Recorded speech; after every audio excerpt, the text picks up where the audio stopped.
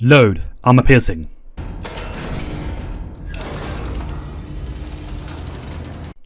Charge 2.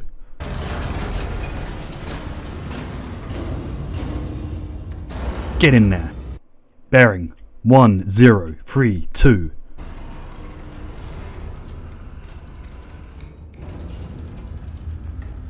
Elevation 4392. Gun 1 ready. Gun 1 fire.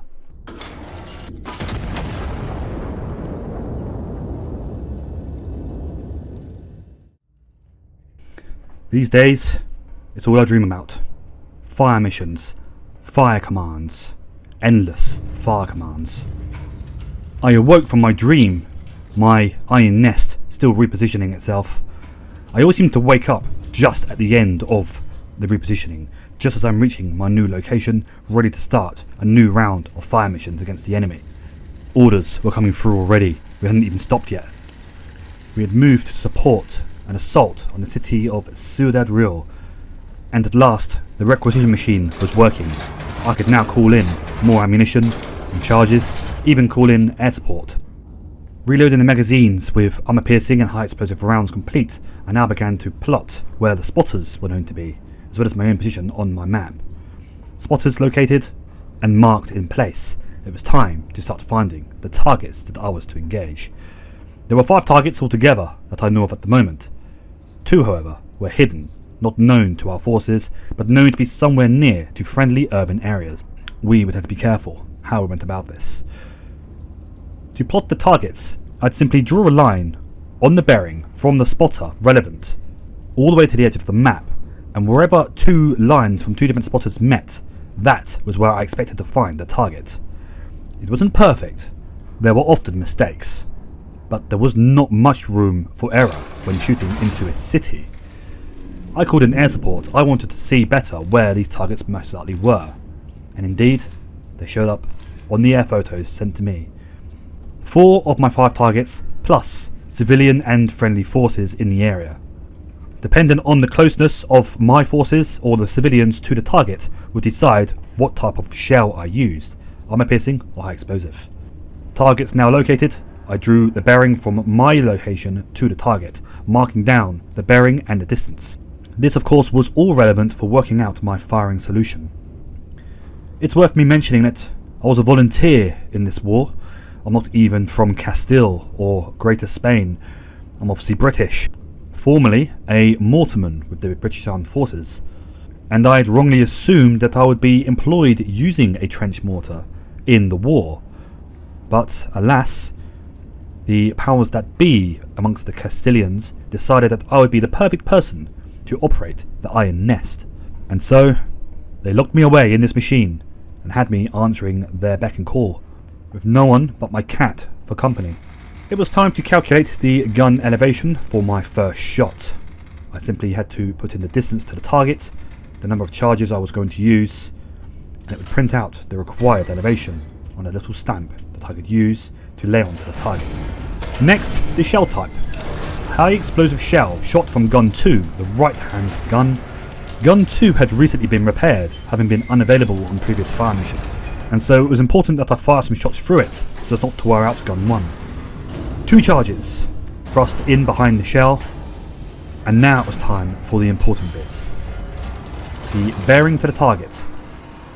My targets at present were all to the west or northwest, and so bringing the gun round in an anti-clockwise direction, using the machine's impossible mechanical systems.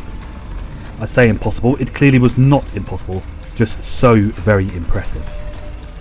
The sheer enormity of this contraption. Bearing laid on, it was time to handle the elevation for the gun. Again, the muzzle of the barrel began to ascend towards the sky, using an impressive array of cogs and wheels. Now to double check everything. One slight mistake could result in unnecessary civilian deaths. Fire mission had been confirmed, shell type was correct.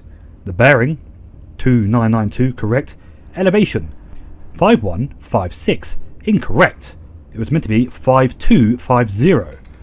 This could have been disastrous, of course, for the poor buggers on the receiving end, if I had simply gone ahead and fired this shot. And this is why I always make a case for double checking before shooting. 5250 correct.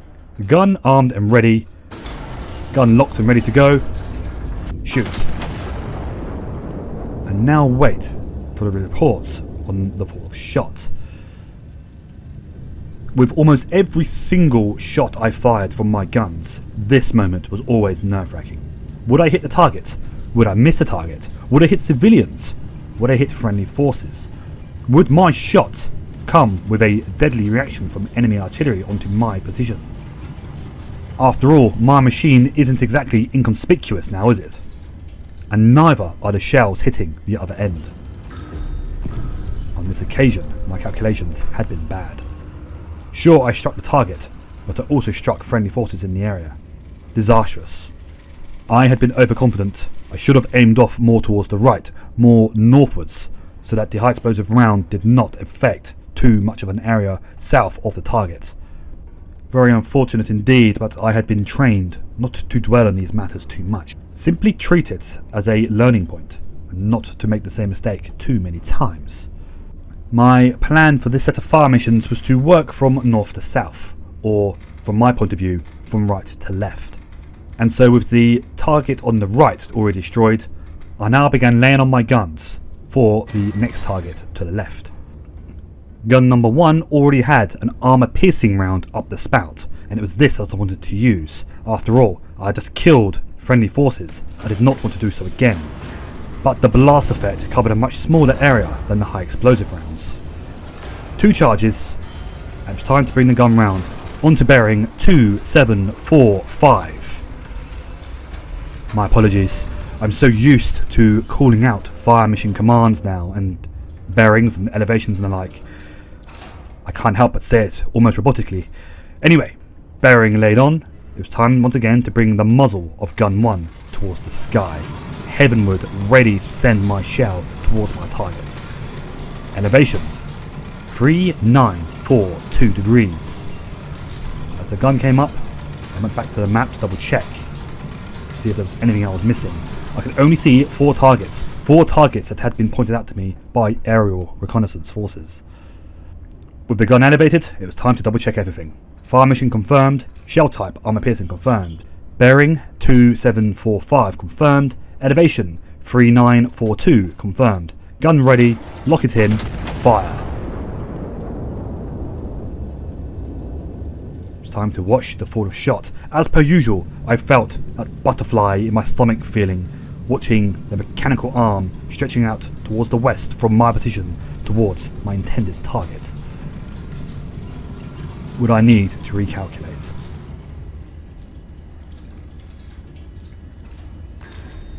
Negative. Direct hit, target destroyed. Wonderful. And now it simply became a case of repeating the process for the remaining targets. Alternating guns as I did so, this time using gun 2, the right hand gun. Everything set, ready to go. Gun ready, gun locked in, fire. Target hit. Next target. There was no hanging around in this job. If you hung around for too long, enemy counter battery fire might end up raining down on you. Target number 4. All bearings and elevations confirmed correct. Lock the gun, shoot. Once again, watch the shell. This time, however, some of the steam safety valves gave way and I had to relock them. Watching the shell, I was happy to see that my 5th target, as yet unknown to me, was discovered. The aerial photography taking place to watch my fall of shot found the next target. This would save me the pain of having to carry out searching and harassing fire missions in order to find it. I immediately began the process of laying onto the target, finding the bearing and the distance to target, using the calculator to get my elevation bearing and start loading the gun. Once again, armor piercing. There were civilians and friendly forces in the area. Using the information I had to once again lay the gun on, making the finer adjustments, making sure everything was correct before shooting, before locking it all in and firing.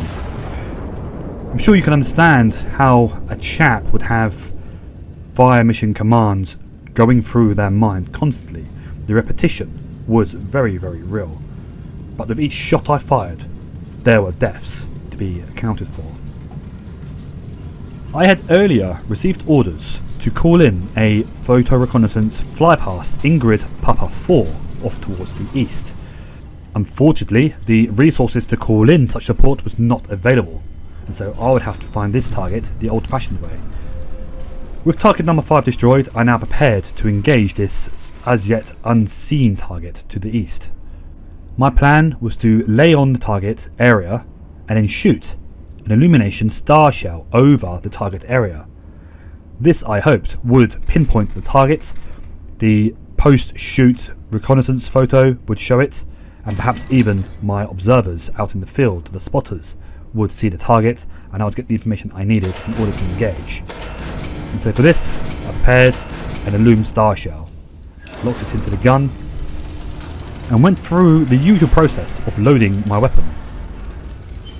Loading in the charges behind the shells, the bearing for the gun, and of course the elevation. With that all done, it was time to confirm and shoot. Obviously, with illumination rounds, the risk to civilians was far less. They could, however, still be killed by illumination rounds as parts of the shell broke away and fell back to Earth without a retardation parachute. A very unfortunate way to go should it happen, but it happens. Anyway, I fired my shot, hoping to see if this shell would indeed allow me to see the target that remained unseen on my map. My plan came to fruition. The aerial photos showed up the target in the area right underneath the star shell. The target was a supply cache deep within a bunker, and it would require an armor-piercing round to destroy the target. Obviously, with the armor-piercing rounds having less of an area effect, it was important to ensure all my calculations for shooting the target were perfectly accurate. I never settled for anything less at the best of times anyway, but while shooting armor-piercing rounds, I always made more of a point of double-checking. With elevation bearing calculated, it was time to load the gun, rotating the enormous ready ammunition locker for thrusting in armor-piercing shell, before selecting 2 charges to be thrust in behind the shell to propel it on its way to the target.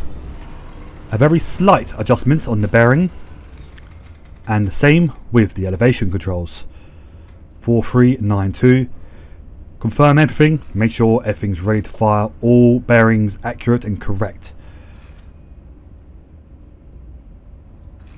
Gun ready, gun locked in, fire. Once again, watching for the fourth shot, as long as my bloody cat stayed out of the way. And at last, boom, target destroyed. And with that, my morning's work was over. Fire missions were all complete, all targets destroyed. Local forces were moving in to take command of the area and consolidate. The city had been retaken. My job done, I was downstairs back to my quarters.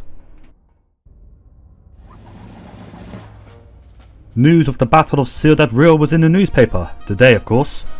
The royal city, restored to the crown. There were some rather interesting articles on other parts of the paper. For example, a call to be remembered as a hero kind of carried the implications, in my opinion, that one was not to survive this war. There was something else about the royal train arriving at its destination backwards, apparently having overrun the junction, and some wonderful announcement of a shortage of shortages. Everything was going swimmingly, apparently. Nothing to worry about. Iron staff had been liquidated, and there was a appeal for witnesses to nothing unusual going on. Truth be told, I'll never get used to the press out here. It's all fantastic and truly entertaining stuff, and I can't wait to see what they come up with next. Anyway, onwards to the next battlefield. Diary of International Volunteer 0406, 20th of December, 1927.